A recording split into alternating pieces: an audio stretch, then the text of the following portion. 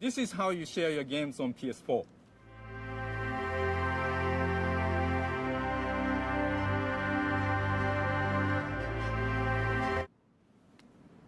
Thanks. So viel dazu. Diese Trophäensammlung ist nicht nur Deko. Es ist die allerletzte Versicherung gegen absurde Preiserhöhungen und Sony zieht jetzt endgültig den Stecker.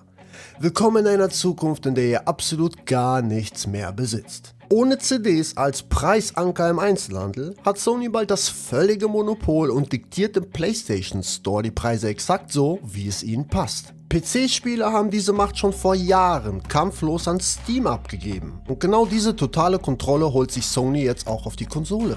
Sony stellt ab Januar 2028 die Produktion physischer Discs für alle neuen PlayStation-Spiele weltweit ein. Warum? Die Hardwarepreise explodieren und ein rein digitaler Store mit 100% Kontrolle und null Marge für Händler ist Sonys perfide Lösung, um Profite hochzuhalten. Für alte Spiele vor 2028 gibt es zwar Bestandsschutz, aber macht euch nichts vor. Hier geht es längst nicht mehr um die PS5, es geht um die PS6, die sehr wahrscheinlich digital-only wird. Dazu passt, dass Sony laut Insidern einen Handheld zur PS6 bringt, bei dem ein fehlendes Laufwerk ohnehin niemanden vom Kauf abhält, wenn alles digital ist. Der Katalysator für diesen Albtraum ist GTA 6. Rockstar bringt die physischen Editionen ohne Disc auf den Markt. Man kauft eine Plastikhülle ohne CD. Der Inhalt ist ein Aktivierungscode. So spart Rockstar Millionen und verhindert Leaks durch Händler. Und Sony, die rechtfertigen das Diskende mit Statistiken, laut denen Gamer ohnehin primär digital kaufen. Dass in diese Statistiken aber auch Fortnite-Skins, Roblox-Käufe und DLCs fließen, steht dann natürlich nicht. Traue nie einer Statistik, die du nicht selbst gefälscht hast. Denn das Timing für diese News ist absolut kein Zufall. Die Steam Machine ist mit ihrem astronomischen Preis gefloppt.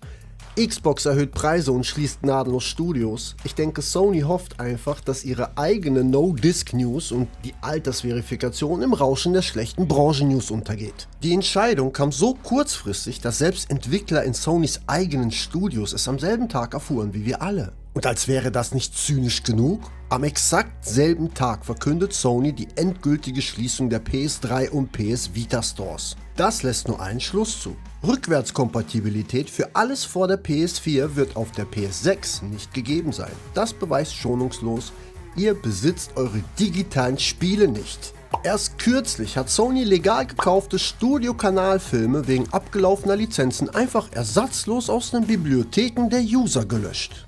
Während Microsoft für die nächste Xbox angeblich an einem Disk-to-Digital-Programm arbeitet, um alte Discs digital nutzbar zu machen und Nintendo auf Game-Keycards setzt, macht Sony den radikalen, kundenfeindlichen Schnitt. Ich denke, das alles ist ein Beta-Test, um die Schmerzgrenze der Konsumenten zu testen. Nvidia hat mit KI-Slop und DLSS 5 massiven Gegenwind bekommen, sodass Entwickler Pläne zurückzogen.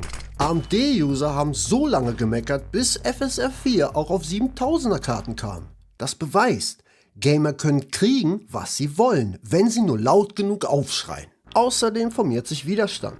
Der Europäische Digital Markets Act könnte Sony als künftigen Monopolisten bald dazu zwingen, alternative Stores wie Steam auf der PlayStation zuzulassen. Vielleicht bleibt das Laufwerk bei der PS6 ein teures Extra, für die paar Entwickler, die noch CDs bringen wollen. Aber der neue Standard ist digital. Es sei denn, wir machen jetzt ordentlich Krach. Aber was sagt ihr dazu? Ihr könnt schreiben, ich kann lesen.